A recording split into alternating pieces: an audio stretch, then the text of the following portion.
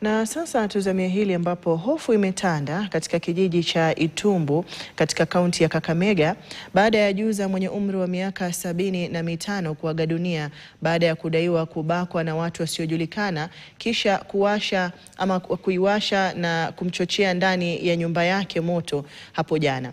Majirani wanasimulia kuwa waliamshwa na kilio cha ajuza Priscilla Tito mwendo wa saa 7 usiku akiitisha usaidizi, na walimpata ajuza huyo akiwa anaishi peke yake akiwa ameketi nje na majeraha ya moto katika mwili wake mzima, huku nyumba yake ikiwa bado inateketea.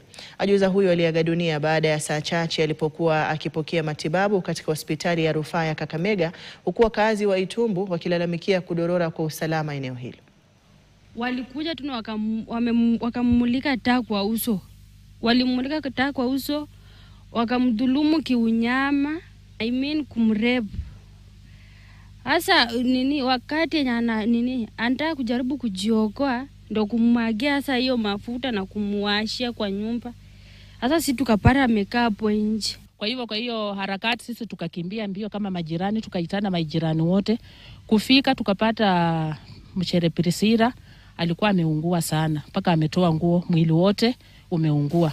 Tukajaribu kutafuta wafadhili watusaidie, lakini kwa muda mrefu hatukupata yule ukuja kutuokoa.